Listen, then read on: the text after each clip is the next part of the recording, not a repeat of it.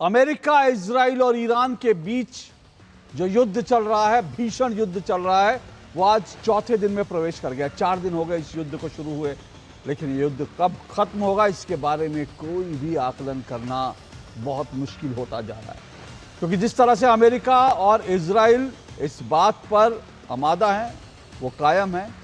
कि किसी भी हाल में ईरान में जो रिजीम चेंज है या फिर ईरान में जो उनके न्यूक्लियर प्रोग्राम है, उनके मिसाइल प्रोग्राम, उन सबको ख़त्म करेंगे। दूसरी तरफ ईरान जो है वो लगातार जवाबी कार्रवाई कर रहा है और वो भी लगातार कह रहे हैं कि कोई बातचीत नहीं होगी,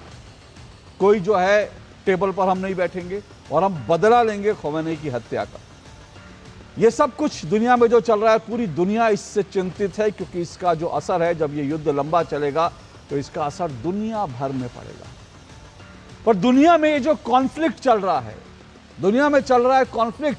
और इसी कॉन्फ्लिक्ट में कांग्रेस लिख रही है एक नई स्क्रिप्ट। आज दो टूक में उस पर चर्चा जरूरी है, क्योंकि आपको अच्छी तरह से याद होगा कल जब हमने कार्यक्रम किया था तो हमने कल कुछ सवाल तो जरूर उठाए थे जो आम जनता के मन में है दो टूक में, लेकिन कल हमने कोई पॉलिटिकल डिबेट नहीं की थी, क्योंकि हमें लगा था कि युद्ध जैसा हालत है, युद्ध का मामला है, और युद्ध जैसे हालात में भारत की सरकार, भारत का विदेश मंत्रालय जो कुछ कर रहा है उस पर देश में एकजुटता रहनी चाहिए, देश एक मत से बात करता हुआ दिखना चाहिए। इसीलिए हमें लगा कि पॉलिटिकल डिबेट नहीं करनी चाहिए, लेकिन हमने कल ऐसा सोचा था, हमको अंदाजा नहीं था कि आज हमको इस मुद्दे पर फिर से पॉलिटिकल डिबेट करनी पड़ेगी, क्योंकि कांग्रेस वो बाज नहीं आती है।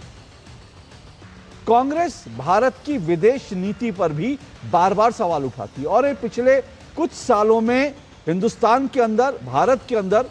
एक नया ट्रेंड जो है कांग्रेस ने शुरू किया। कांग्रेस की एक नई नीति शुरू हुई है, विदेश नीति पर भी सवाल उठाने की नीति शुरू हुई है, भारत की सेना पर सवाल उठाने की, भारत की सैन्य कार्रवाई पर सवाल उठाने की, भारत की विदेश नीति पर सवाल उठाने की, ये सब नई परंपराएं कांग्रेस ने शुरू कर दी हैं। क्योंकि कांग्रेस को जो 11 साल से विपक्ष में बैठी है, विपक्ष में बैठना अब रास नहीं आ रहा।